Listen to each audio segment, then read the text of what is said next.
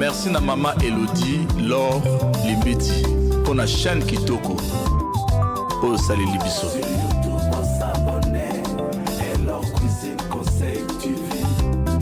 Des concerts sur différents sujets de la vie. Soki na sombi yanga bameka ezali pona tala biloko ya pamba pamba te o.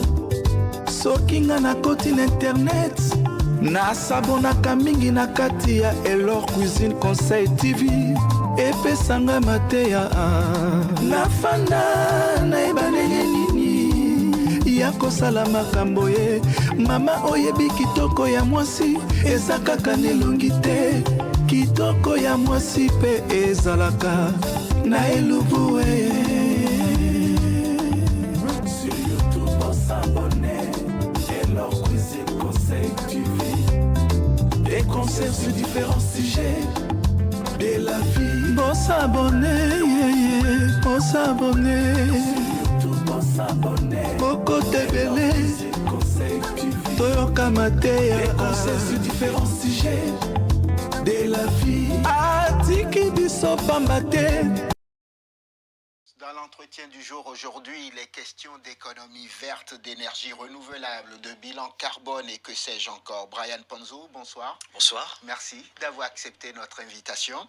Vous êtes un jeune entrepreneur, un consultant, vous avez une expertise dans la prévention des risques et dans les bilans carbone et vous êtes surtout président fondateur d'Ener Congo. C'est quoi Ener Congo ? Ener Congo est une association citoyenne, Ener qui est le diminutif de énergie renouvelable. Donc Ener Congo, c'est une association qui milite pour les projets d'économie verte au Congo. Ce sont des hommes et des femmes qui sont amoureux de l'Afrique et qui sont engagés pour le développement durable de l'Afrique.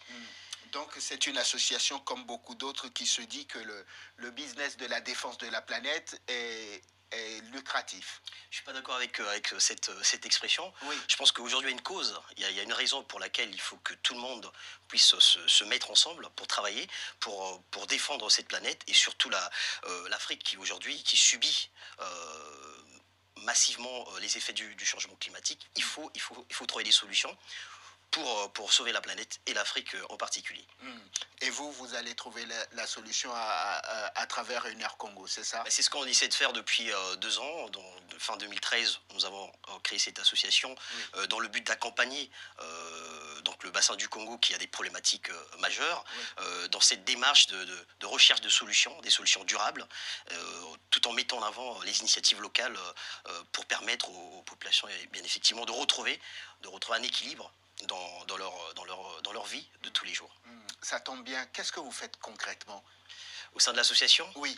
Beaucoup de choses. Déjà, au niveau de l'Afrique, on essaie d'avoir un fort ancrage local au niveau de l'Afrique.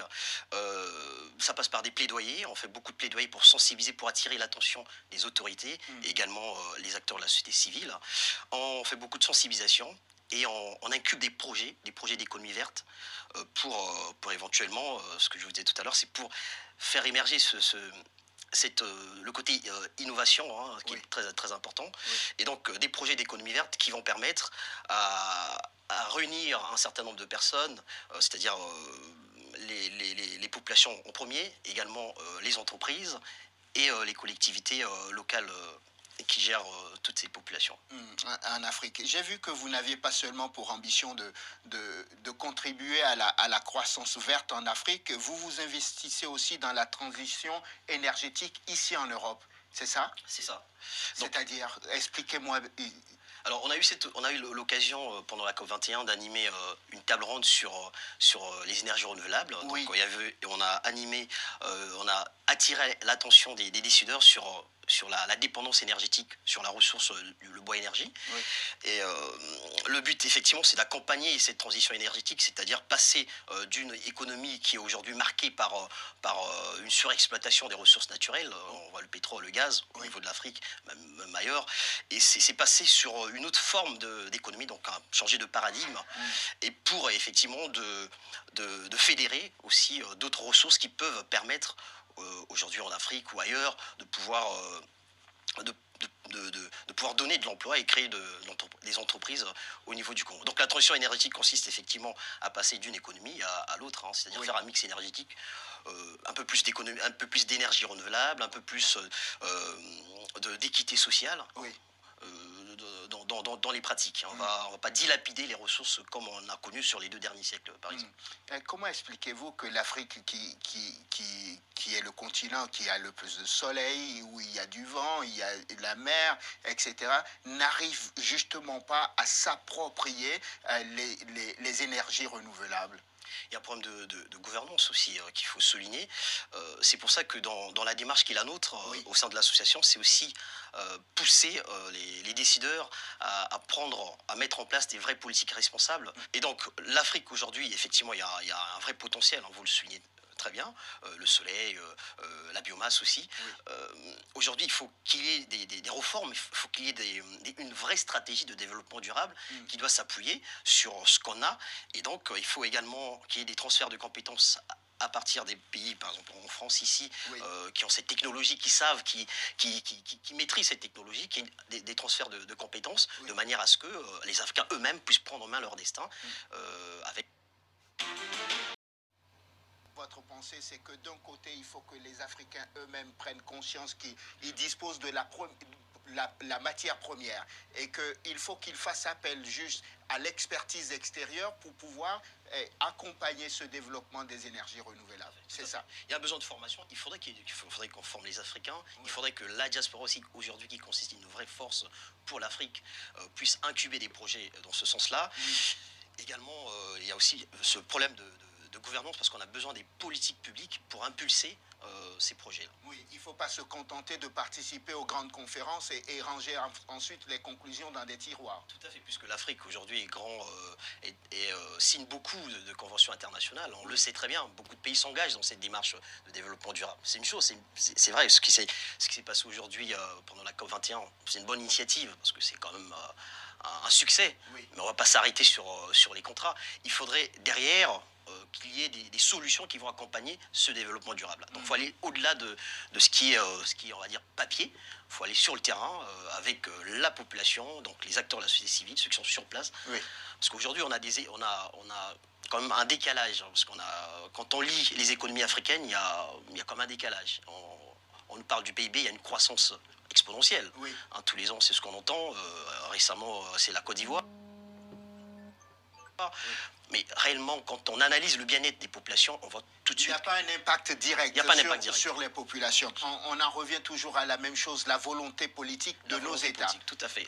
On va dire, c'est l'action centrale finalement de tous ces projets qu'on peut avoir sur le développement durable, sur l'économie verte et sur les énergies renouvelables par exemple aussi. Donc c'est vraiment l'action centrale. Cela veut dire qu'on a beau pousser dans tous les sens, si les pouvoirs publics eux-mêmes ne prennent pas leurs responsabilités, la société civile, les privés pourront faire tout ce qu'ils voudront, ça n'avancera pas. Tout à fait, parce qu'on a besoin d'un cadre réglementaire.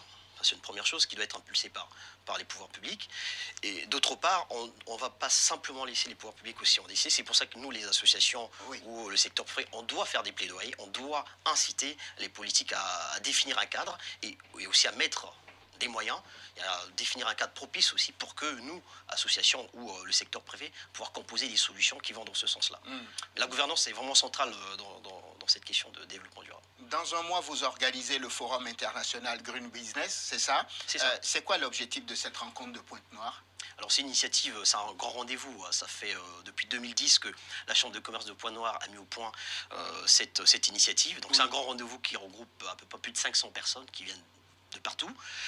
On parle de l'économie verte, il y a du networking, il y a des échanges, il y a une promotion de ce qui est fait localement.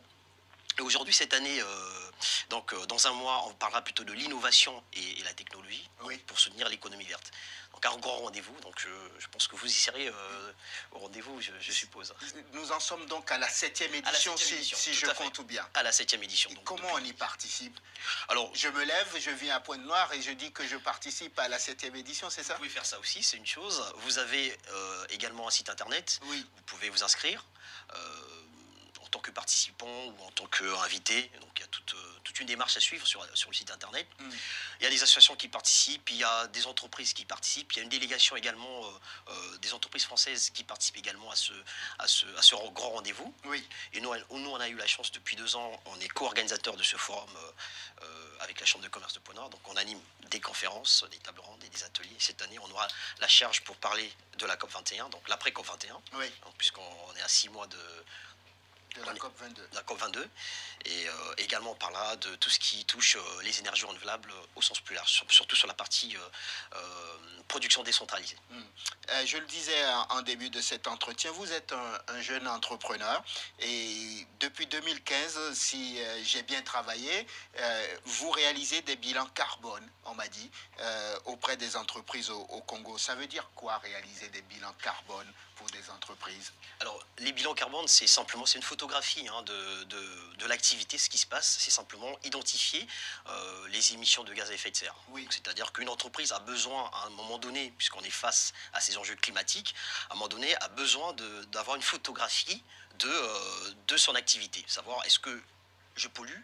Est-ce que mon activité est plutôt responsable de ce qui se passe aujourd'hui dans la planète? Donc la société a besoin d'avoir une photographie, une sorte d'image. Et cette image, on peut l'obtenir à partir d'un bilan carbone. On va identifier à partir d'une cartographie de l'entreprise, donc les activités que l'entreprise mène, on va identifier un certain nombre de choses, on va voir les postes qui sont émetteurs de gaz à effet de serre, et derrière, on va proposer à l'entreprise des solutions, des actions à court terme, moyen terme, long terme, pour pouvoir se conformer, on va dire, aux enjeux climatiques. Il y a une autre question qui m'est venue, je me suis dit, est-ce que depuis la mise en place du marché carbone, finalement, la finance carbone a réellement permis de réduire l'émission de gaz à effet de serre? Il y a eu des avancées, c'est pour ça que d'ailleurs le protocole de Kyoto, aujourd'hui on est arrivé en décembre 2015, oui. C'était la date butoir. Aujourd'hui, avec l'accord qui vient d'être signé par 196 pays, 196 délégations, c'est une bonne chose puisque derrière il y a toutes ces questions de tarification carbone qui vont être enclenchées, puisque au moins c'est quand même intéressant quand on regarde un peu la tonne de CO2, c'est au niveau des marchés carbone. Oui. Il y a effectivement cette question de tarification. Aujourd'hui il y a eu des avancées.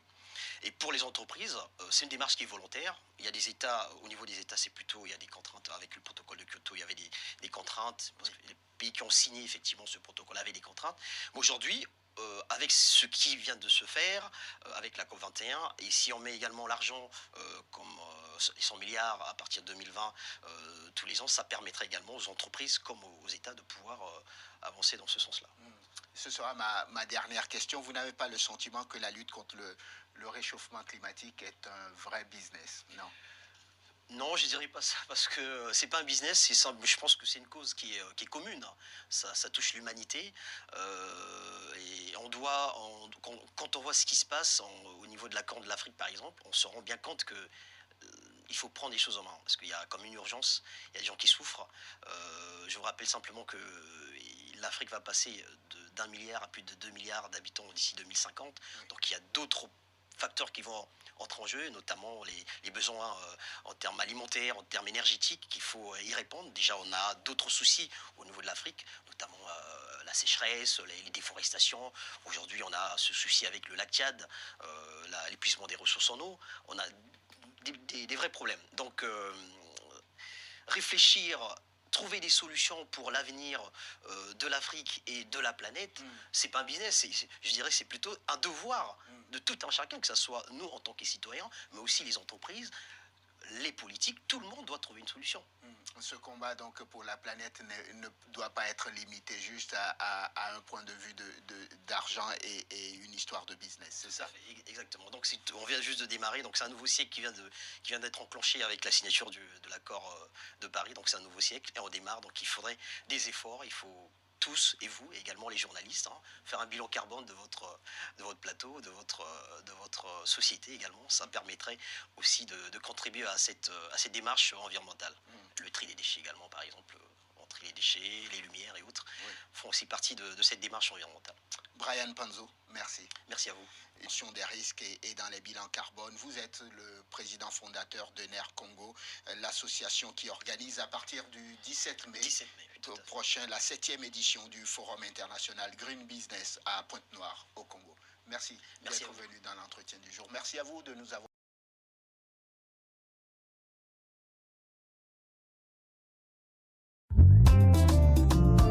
Merci na Mama Elodie, Laure Limbeti, pour la chaîne Kitoko. Oh, salut Libiso.